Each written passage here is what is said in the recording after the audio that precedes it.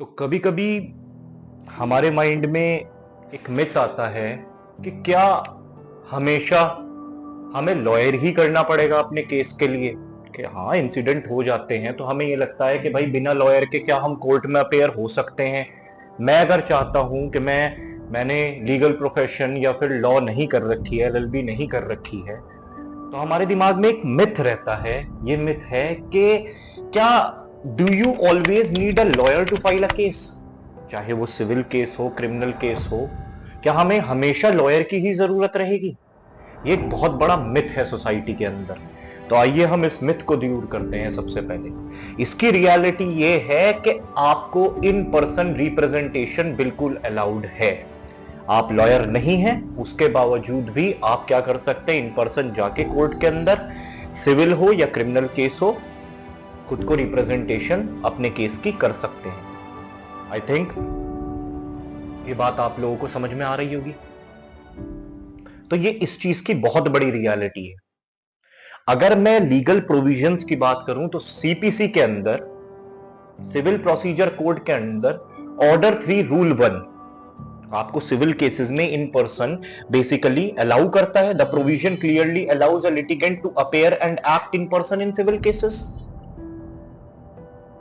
जहां तक रही क्रिमिनल केस की बात, तो बीएनएसएस के अंदर सेक्शन नंबर 339 आपको अलाउंस देता है कि आप इन पर्सन आके with the court permission, obviously court की परमिशन से आप अपने केस को रिप्रेजेंटेशन प्रोसिक्यूशन कर सकते हैं। आप विक्टिम हो उस चीज के, आप कंप्लेनेंट हो, कंप्लेनेंट मतलब जिसने कंप्लेंट दर्ज करी है। Even article number 21 talks about it कि आप खुद से इन पर्सन जाके, article number 21 right to representation तो देता ही है ना आपको, of your own suit, fair trial करना है आपने। ठीक है, तो इस चीज की रियलिटी ये है। आइए हम एक दो, मैं आप लोगों को सुप्रीम कोर्ट के कुछ जजमेंट से और वाकिफ कराता हूं, जो कि क्लियरली सुप्रीम कोर्ट का एक जजमेंट है जिसका नाम है Harishankar Rastogi versus Girdhari Sharma and another's. 1978 supreme court का एक जजमेंट है। मैं जजमेंट की लाइन पढ़ के सुनाता हूं आपको। कोर्ट ने क्या कहा?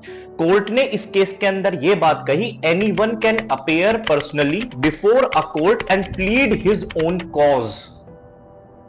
आप अपने कॉज को कोर्ट में लाइए, आप किसी एडवोकेट वगैरह की कोई जरूरत नहीं है।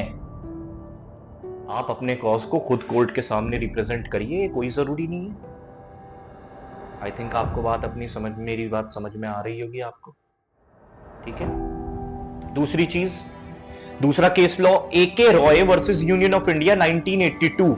Legal representation is a right.